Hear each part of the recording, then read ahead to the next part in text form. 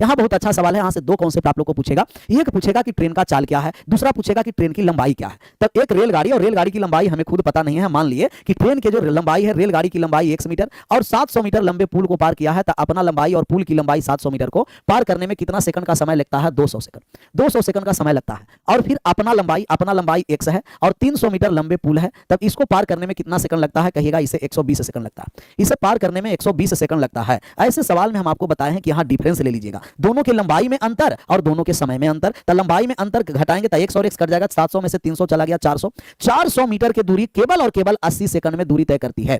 400 metre train, सिर्फ 400 metre अगर train को चलना होगा तो 400 मीटर की दूरी मात्र 80 सेकंड में कवर करेगी। तो ट्रेन 400 मीटर की दूरी 80 सेकंड में तय करती है। 400 मीटर की दूरी 80 सेकंड में तय करती है। पहला पूछेगा कि ट्रेन का चाल क्या है, तो चाल बराबर दूरी बटा क्या होता है जी? समय। हम चाल निकालेंगे तो 400 मीटर की दूरी 80 सेकंड में तब 5 मीटर प्रति सेकंड। तो चाल पूछता था मीटर प्रति सेकंड। यहां दो पॉइंट और याद रखना, अगर आपको किलोमीटर प्रति घंटा में चाल दिया हो और मीटर प्रति सेकंड में लाना है तो 5/18 से गुना कर दीजिएगा, मीटर पर सेकंड में हो जाएगा। और अगर कहीं चाल मीटर प्रति सेकंड में दिया हुआ है और उसमें 18/5 से गुना कर दीजिएगा तो किलोमीटर प्रति घंटा में बदल जाता है। ये भी दो पॉइंट याद रखना है। अब हम लोगों को चाल निकल गया, लेकिन हमें तो ट्रेन की लंबाई निकालना है और ट्रेन की लंबाई हम x माने हैं, x का मान निकालना है। या तो ऊपर से निकालिए या तो नीचे से निकालिए। अब जानते हैं दूरी बराबर चाल गुना समय। चाल है 5 मीटर प्रति सेकंड, 200 सेकंड में अपना और 700 मीटर पुल की लंबाई को पार करती है ट्रेन। तो 200 में 5 से गुना कर दीजिए, 1000 मीटर की दूरी तय किया है। 1000 में पुल की लंबाई 700 मीटर, तो ट्रेन की लंबाई कितना हो गया? 300 मीटर। जो नीचे में मान देना चाहते हैं तो 1 मिनट में, एक सेकंड में 5 मीटर, तो 120 सेकंड में कितना हो गया? 600 मीटर।